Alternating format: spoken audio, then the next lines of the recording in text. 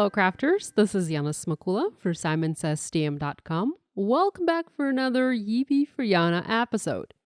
In today's video, I will show you how to combine heat embossing and hot foil stamping.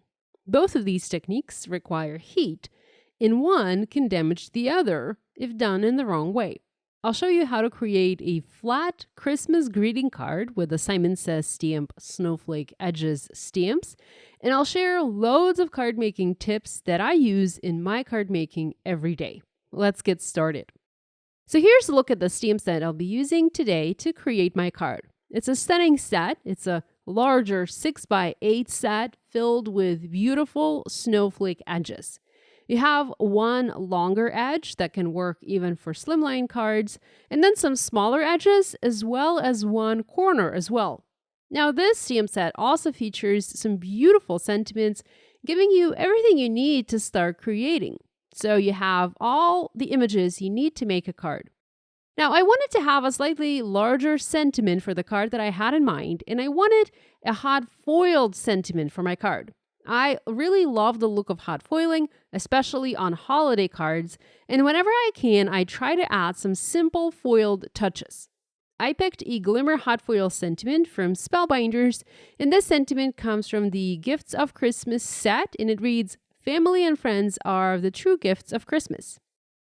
My idea is to foil the sentiment in matte gold foil on a panel of Simon's soft navy cardstock, and then add snowflakes around the sentiment, framing it in white. Now, whenever you want to combine heat embossing and hot foiling, you have to save the embossing for the last step. The heat from the hot foil machine can reheat and remelt the embossing powder, messing up your hard work. The heat from the heat gun, on the other hand, will have zero effect on the hot foiling, so it is safe to heat emboss over a foiled panel. I want to foil the sentiment in the center of my panel. I need to cut a piece of foil for this, and for this I'm using Spellbinders Quick Trimmer. You can also use a sharp pair of scissors, and that's what I usually use, but I couldn't find mine when I was filming and making this card, so I used the trimmer instead.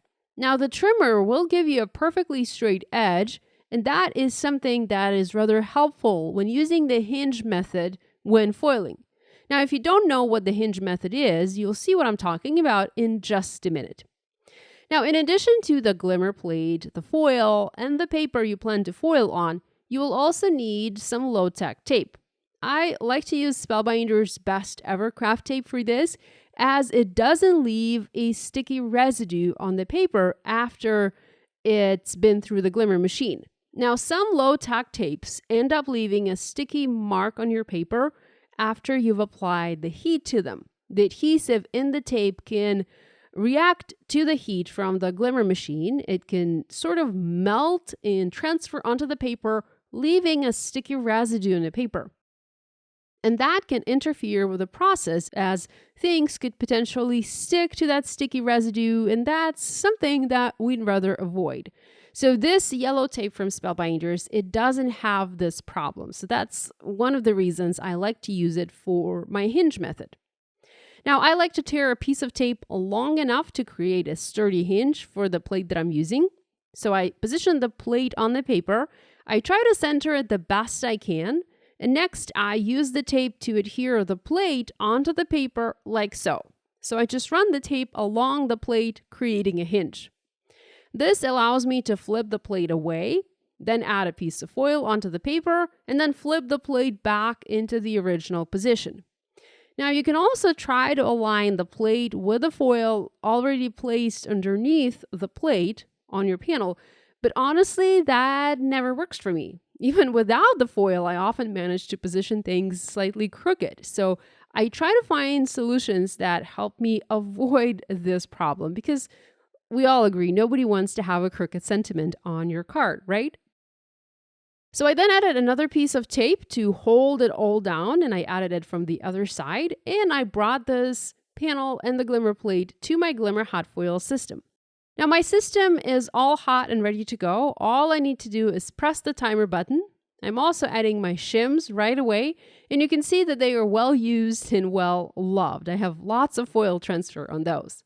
Now, I also always add a cardstock shim in between the plastic shims. This is something that I find I need to do for my die cutting machine, but you might not need to add a shim for your machine. Now, the hinge method is also helpful when you have imperfections in your foiling. Today, I am foiling on Simon's soft navy cardstock, which is not the best paper for hot foil stamping. It is great, thick, nice quality cardstock, and I love to use this paper for die cutting, for ink blending, even for stamping and coloring with colored pencils, but it's not the best for hot foil stamping. Now, I love the color of this paper, so I still try and make it work for hot foiling. I brought my Platinum 6 die cutting machine. I usually use the big Platinum, but that big Platinum is a little bit too big to fit in my camera frame, so I use the smaller machine for the video, and I've sent the platform through the machine to apply pressure and foil. When I peel the plate and foil off of the paper, you can see that my foiling is kind of far from perfect. Like I said, this paper is not the best for hot foil stamping, hence why the results aren't the best. But never fear, we can still make it work. I'm going to remove the overfoiling with the help of a dry paintbrush, and then also erase most of the foiling or overfoiling using a pencil eraser. Now keep in mind that the plate is still attached to the paper using that hinge. I'm not removing the plate, I am keeping it there on the paper. And there, now this looks much better. Now I also have underfoiling here, so I'm going to refoil this sentiment with a fresh piece of foil. Because I still have the plate attached to the paper with that tape hinge, I can be sure I'll pop it back in place and it will refoil exactly in the same spot. So that's the beauty of the hinge technique. And let's take a look. Beautiful, it foiled perfectly, and now I'm more than happy with the sentiment for this card. Now that the hot foil stamping is done and over with, we can work on the heat embossing part of this design. I'm using the MISTI stamping tool, and I'm going to heat emboss the snowflake border above and below the sentiment in white embossing powder. So first, I align the snowflake edge on the panel. I treat the panel with anti-static powder. I need to make sure that I don't have any grease from my fingers on the panel. And since I did handle this panel a lot during the foiling process, I probably have lots of fingerprints on the paper. Next, I ink up the stamp with clear embossing ink, and I stamp it onto the paper, making sure that I have a very good impression. I'm using Simon's Detail White embossing powder and coating the stamping with the powder. You could actually just do the top part of the panel. That looks very nice, and you can skip doing the bottom if you wanted to. I used my heat tool and heat set the powder, and now I'm going to repeat the process and stamp the same snowflake edge on the second part of the panel. Once everything is heat set, I have a pretty snowflake background for this card. Now I also have quite a lot of that embossing anti-static powder on the background, and I can get rid of that using a pencil eraser. It erases no problem. Now, I try not to go over the foiled part too much with my pencil eraser, not to disturb the foil.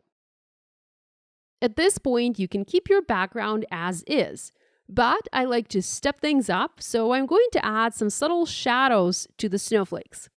Recently, I shared this card on my blog where I heat embossed the printmaking houses from Simon on this same soft navy cardstock. If you look closely, you can see that the houses look somewhat dimensional. I achieved that look by adding shadows using Copic markers. So I'm going to do the same here with the snowflakes. I have the C7 Copic marker, and I'm going to draw shadows next to the heat embossing. Now, you can go darker if you want, maybe use a C9 or even a C10, but I didn't want the shadows to be too dark for this card. Now, this is quite a tedious process to add all of that shading, but I didn't mind. If you want, you can simplify this by re-stamping the same image over the heat embossing, but offset it slightly. This will give you that pretty drop shadow look. You just need to make sure to stamp it in watermark ink, and you'll get that beautiful shadow. Now, this shadow might not be as dark, but that's definitely another and easier way to achieve this look. Now, while adding the shadow with a Copic marker, I did accidentally colored over some of the white embossing. Now, this was bound to happen and nothing to worry about. With my coloring done, I used a Q-tip. I dipped it in the stamp cleaner. I have one from Simon Says Stamp. And then I gently went over the areas which I had accidentally colored gray. It removed the gray marker from the white heat embossing without any problems. Now, you don't want to rub it in too much. Be very gentle. Just carefully glide your Q-tip over the heat embossing. If you rub it too much, you might also dissolve the embossing powder. Okay, at this point, you can once again call your background done, but I wanted to step it up even more. I wanted to add some subtle ink blending around the edges, darkening them. Now, this helps to direct the eye to the center of the panel, to the sentiment. I used Hero Art's navy ink and then Simon's large ink blending brush and blended the navy around the panel. Now, the navy ink is just a shade darker than my soft navy background, so it added just a little bit of darkness to the edges. Now, it did color the embossing powder as well. You can see it no longer looked white, but I was able to clean that up by spraying a little bit of that same stamp cleaner onto a cloth and wiping the background with it. Just again, remember to be gentle. A very light touch is all you need here.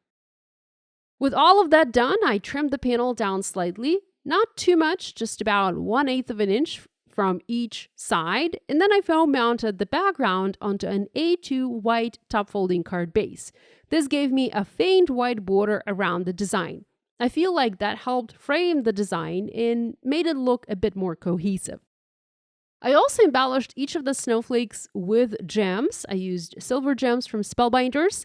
And lastly, I added lots of white, tiny white dots using a white Jelly Roll pen. I used number 10 pen from Sakura. I clustered most of the dots in between the snowflakes, just adding more white to the background of my card.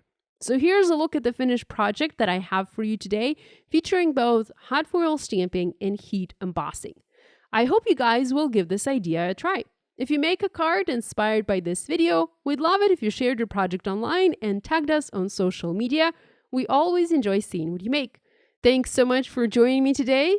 Love you guys, and I'll see you next time. Bye!